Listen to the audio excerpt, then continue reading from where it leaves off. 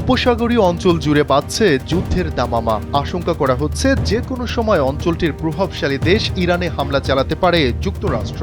এরই মধ্যে মার্কিন হামলার আশঙ্কায় মধ্যপ্রাচ্যে ফ্লাইট বাতিল করে দিয়েছে একাধিক বিমান সংস্থা। মার্কিন প্রেসিডেন্ট ডোনাল্ড ট্রাম্পের এক বক্তব্যের পর ইরানের সম্ভাব্য মার্কিন হামলার শঙ্কা দানা বাঁধতে থাকে।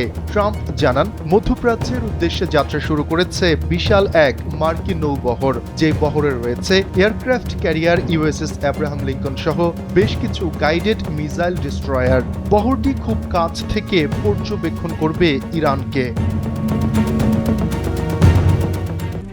RICL TMX, যুগের পর যুগ স্থাপনা থাকে মজবুত।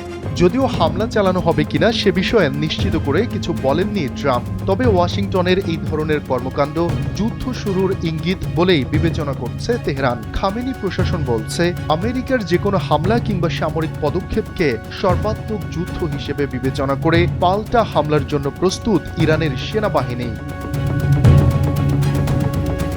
ইরানের অভিজাত ইসলামিক রেভলিউশনারি গার্ডস কর্পস IRGCর উপকমান্ডার ব্রিগেডিয়ার জেনারেল আহমেদ ওয়াহিদি বলেছেন, শত্রুপক্ষের যে কোনো পদক্ষেপের দাঁত ভাঙা জবাব দিতে প্রস্তুত তেহরান। দাবি করেন, আগের যে কোনো সময়ের চেয়ে ইরান এখন বেশি শক্তিশালী।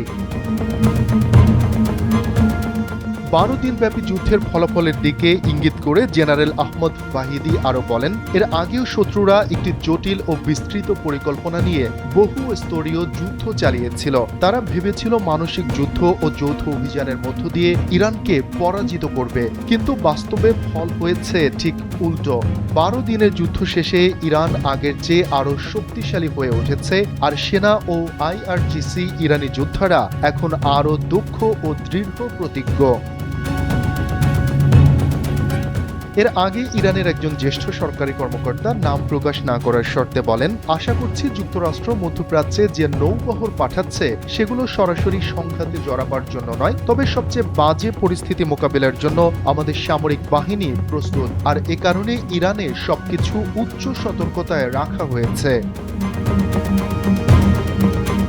এবারই প্রথম নয়, অতীতেও বিভিন্ন সময় মধ্যপ্রাচ্য ঘিরে উত্তেজনার সময় অঞ্চলটিতে বাড়তি বাহিনী পাঠিয়েছে ওয়াশিংটন, তবে সেগুলো প্রায় প্রতিরক্ষামূলক ছিল। গেল বছরের জুনে ইরানে পারমাণবিক স্থাপনায় হামলার আগেও মধ্যপ্রাচ্যে মার্কিন সামরিক উপস্থিতি বড় পরিসরে বৃদ্ধি করেছিল ট্রাম্প প্রশাসন। শফিকুল ইসলাম শান্ত, NPB।